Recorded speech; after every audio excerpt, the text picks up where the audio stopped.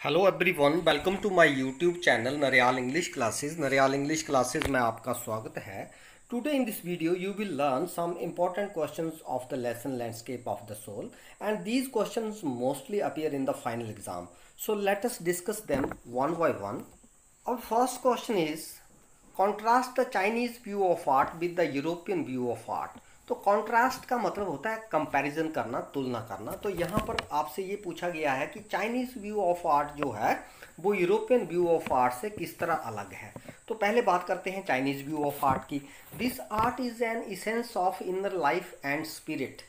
तो inner life का मतलब हो गया आंतरिक जीवन, स्पिरिट का मतलब हो गया आत्मा, और इसेंस का मतलब हो गया सार। तो एक जो चीनी कलाकार होता है वो कला को आंतरिक जीवन तथा आत्मा का सार मानता है। इसका मतलब ये हुआ कि अगर आपने चीनी कलाकार की जो कला है उसको देखना है तो वो आप उसको उसकी आत्मा से देख सकते हैं, यानी कि वो कला जो है वो आपको बाहर से नहीं दिखाई देगी। A Chinese artist wants the viewer to enter his mind and look at his painting as the landscape of the spirit. तो जो एक चीनी कलाकार होता है वो चाहता है कि जो देखने वाले दर्शक हैं, व्यूअर्स का मतलब देखने वाले, वो उसके जो पेंटिंग है उसको उसके मन से देखें। माइंड का मतलब होता है मन। It doesn't produce the actual view. जो चीनी कलाकार होता है वो वास्तविक चित्र प्रस्तुत नहीं करता है। एक्चुअल का मतलब होता है रियल, वास्तविक। अब हम देखते हैं यूरोपियन व्यू ऑफ आर्ट, ये किस तरह अलग है। A European artist takes art as a figurative representation of reality. एक यूरोपियन कलाकार जो होता है वो कला को वास्तविक दर्शाता है, figurative representation of the reality. इसका मतलब ये हुआ कि वो अपनी कला को रियल दर्शाता है, वास्तविक दर्शाता है। He wants the viewers to borrow his eyes and look at the painting as he saw it. वह चाहता है कि दर्शक उसकी आंखें उधार लें और फिर उसकी पेंटिंग को देखें जैसे वह देखता था। आंखें उधार लेने से मतलब है कि हमें उसकी आंखों से देखना होगा, जैसे वो देख रहा है वैसे ही देखना होगा। देखो, एक जो चीनी कलाकार जो था उसकी कला को हमें उसके मन से देखना होगा, जैसे वो मन में फील करता है वैसे हमें फील करना होगा। और जो यूरोपियन व्यू ऑफ आर्ट है उसमें हमें कलाकार की आंखों से देखना होगा। तो ये था इन दोनों के बीच difference. So this was the contrast between Chinese view of art and European view of art. अब हम इनका एक एक एग्जाम्पल ले लेते हैं ताकि हमें ये दोनों ही आर्ट जो है इसका कॉन्सेप्ट और अच्छा क्लियर हो जाए। तो पहले इनका एग्जाम्पल देखते हैं। चाइनीज व्यू ऑफ आर्ट का एग्जाम्पल है the painting that Wu Daozi made for the Tang emperor is an example of Chinese art. जो बूडोजी ने पेंटिंग बनाई थी सम्राट के लिए वो चाइनीज आर्ट का उदाहरण था, क्योंकि सम्राट उसको उसकी बाहर की सुंदरता को देखकर बहुत खुश हो रहा था, लेकिन कलाकार जानता था कि उसके अंदर प्रवेश कैसे करना है। तो इसीलिए जो चाइनीज व्यू ऑफ आर्ट होता है उसमें कलाकार चाहता है कि उसकी कला को उसके मन से देखा जाए, उसके माइंड से देखा जाए। जबकि एक यूरोपियन व्यू ऑफ आर्ट की एग्जाम्पल है जो क्विंटन ने एक पर्दे के ऊपर एक मक्खी का जो चित्र बनाया था। The fly that Quinton made on the painters panel was an example of European art. जो क्विंटन ने पेंटर के जो पैनल था, पैनल मतलब स्क्रीन जिसमें वो एक चित्र बना रहा था, उसके ऊपर जो उसने मक्खी बनाई थी वो बिल्कुल रियल थी, और पेंटर ने उसको उड़ाने की कोशिश की, उस मक्खी को मारने की कोशिश की मानो वो सच हो। तो इसलिए जो यूरोपियन आर्ट होता है वो कला को बिल्कुल वास्तविक दर्शाता है, जबकि जो बूडोजी की जो पेंटिंग थी वो दैट वाज नॉट रियल। जबकि जो क्विंटन ने बनाई पेंटिंग वो बिल्कुल रियल थी। पेंटिंग का मतलब जो उसने मक्खी जो बनाई थी वो बिल्कुल रियल थी। तो ये दोनों ही आर्ट के बीच डिफरेंस है। So let us move to next question. What is shan shui concept? बहुत ही इंपॉर्टेंट क्वेश्चन है इस लेसन का।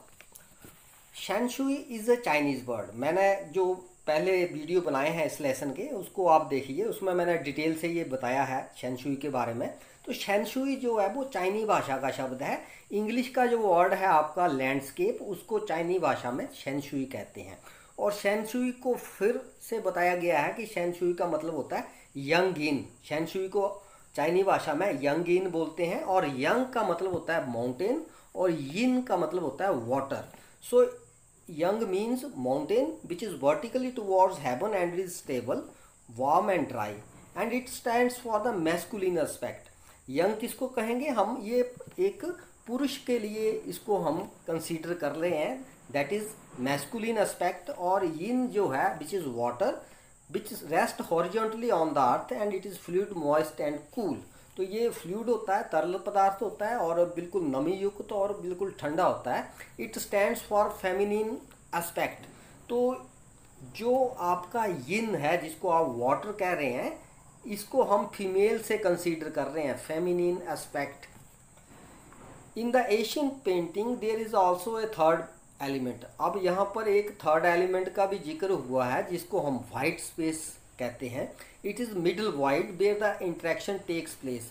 तो इसको हम बीच की जो खाली जगह है मिडल वाइड, जहाँ पर इन दोनों की इंट्रैक्शन होती है यंग और इन की, उसको हम मिडल वाइड कह रहे हैं। Nothing can happen without it. इसके बिना कुछ भी संभव नहीं है, और इसी को हम प्राणायाम भी कहते हैं। It is compare to yogis pranayama. तो ये जो शेनशुई कंसेप्ट है, इसको और ज़्यादा अच्छे तरीके से क्लियर करने के लिए मैंने एक डायग्राम बनाई है। उसके जरिए मैं आपको समझाता हूँ कि किस तरह से ये शेनशुई कंसेप्ट को बोला गया है। अब यहाँ पर देखिए आप, ये जो आपका माउंटेन है इसको बोला जा रहा है यंग। माउंटेन को बोल रहे हैं यंग। और ये आप अगर माउंटेन पर आप नज़र दौड़ाएं तो इसको अगर आप देखें तो ये बिल्कुल एक वर्टिकल होता है। ये वर्टिकल का मतलब ये सीधा ऐसे सीधा खड़ा रहता है। ये जो एरो मैंने वर्टिकल के लिए लगाया है। और आपने देखा होगा जो पर्वत जो होते हैं they are vertically towards the heaven. अब ऊपर की ओर होते हैं तो ऊपर ऐसा माना जाता है कि स्वर्ग है ऊपर, तो इसलिए कहा जा रहा है कि they are vertically towards heaven. आपने देखा होगा कि पहाड़ चलते नहीं हैं, तो इसलिए कहा जा रहा है कि जो आपका माउंटेन है it is young, it is stable. अब पहाड़ कोई चलते थोड़ी नहीं है, इसलिए इनको कहा जा रहा है stable. It is stable, warm, ये गर्म होते हैं, एंड ड्राई इन द सन, धूप में ये सूखे रहते हैं, तो इसलिए इसको कहा जा रहा है यंग। और दूसरा जो मैंने आपको बताया था यिन, यिन का मतलब होता है वाटर। अगर वाटर को आप देखें तो ये ज़मीन के ऊपर हॉरिजॉन्टल पोजीशन में होता है। ये जो पोजीशन मैंने यहाँ पर शो की है एरो के साथ, ये हॉरिजॉन्टल पोजीशन है और ये वाली वर्टिकल पोजीशन है। तो आपका जो यंग है it stands vertically, while water it stands horizontally. अब ये हॉरिजॉन्टल पोजीशन है वाटर की। अब वाटर कैसा होता है, ये एक तरल पदार्थ होता है। It is fluid moist and cool, और इसमें नमी होती है। मॉइस्ट का मतलब होता है नमी, और ये ठंडा होता है। यंग जो है इसको कहा गया है मैस्कुलिन, क्योंकि पहाड़ बिल्कुल कठोर होते हैं, सॉलिड होते हैं, तो इसको मैस्कुलिन कहा गया, और इसका कंपैरिजन हो गया पुरुष से। और यिन, यिन जो है तरल पदार्थ के लिए है, तो इसके लिए यिन कहा गया, और यिन को हम फीमेल से कंसीडर कर रहे हैं। It is the female aspect and it is the receptive feminine aspect of the universal energy. अब जहाँ पर यंग और यिन, इन दोनों के बीच, यंग और इन दोनों के बीच जहाँ पर बीच की जो खाली जगह है जहाँ पर इंटरेक्शन होती है, उसको हम बोलते हैं थर्ड एलिमेंट, और जिसको हम मिडल वॉइड कहते हैं। तो ये तो था आपका शेनशुई कॉन्सेप्ट के बारे में। Let us move to next question. Who was untutored genius. Genius का मतलब हो गया प्रतिभाशाली व्यक्ति, और अनट्यूटर्ड का मतलब हो गया अनट्रेंड, जिसने कोई प्रशिक्षण ना लिया हो। Who created a paradise and what is the nature of his contribution to art. तो यहाँ पर आपसे क्वेश्चन पूछा गया है कि अनट्यूटर्ड जीनियस कौन है। तो जब आपने लेसन पढ़ा था तो उसमें हमने पढ़ा कि Nekchand was untutored genius and he has created rock garden as a paradise on the earth. अब ये जो रॉक गार्डन नेकचंद ने बनाया वही उसका कंट्रीब्यूशन है आर्ट की फील्ड में। कंट्रीब्यूशन का मतलब होता है योगदान। He cleared a little patch of jungle, उसने इसके लिए एक जंगल का टुकड़ा साफ किया। He has use old and based material, उसने पुरानी चीज़ें और रिसाइकल्ड मटेरियल उसमें यूज़ किया। He created wonderful work of art at Chandigarh, तो उसी को हम नेकचंद के नाम से जानते हैं। जो उसने चंडीगढ़ में रॉक गार्डन बनाया है वो उसका वंडरफुल आर्ट है। Let us move to next question. Question number 4 है हु वाज बूडोजी। तो बूडोजी के बारे में हमने पढ़ा था कि वो एक बहुत ही महान पेंटर हुआ है और ये चाइनीज़ पेंटर था। He was a Chinese painter. Wu Daozi एक चाइनीज़ पेंटर था और उसने टैंग एम्परर जो था उसके लिए एक पेंटिंग बनाई थी, लैंडस्केप। तो ये 8वीं शताब्दी का हुआ। He lived in 8th century. So who was Wu Daozi? So Wu Daozi was a great painter of China and he lived in the 8th century and his last painting was landscape. Next question लिखा है मैंने, but do you understand why the term outsider art and art brut और raw art. तो यहाँ पर outsider art, art brut और raw art, ये तीनों एक ही टर्म है, तीनों का एक ही नाम है।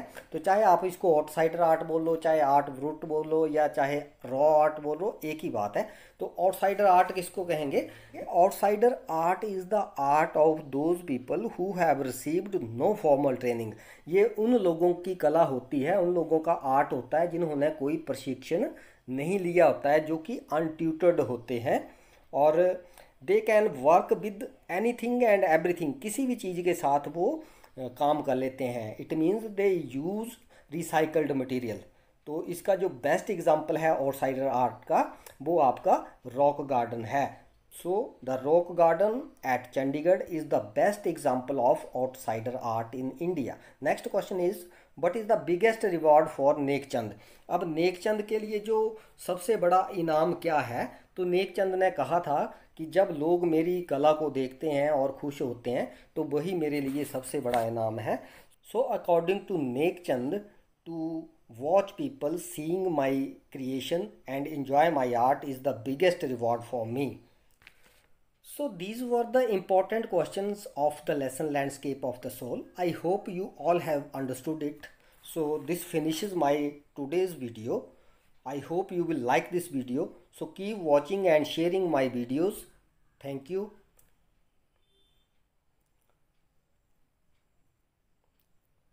So these were the important questions of the lesson Landscape of the Soul.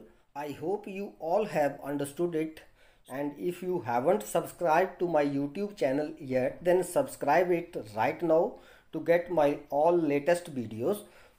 So keep watching and sharing my videos. Thank you.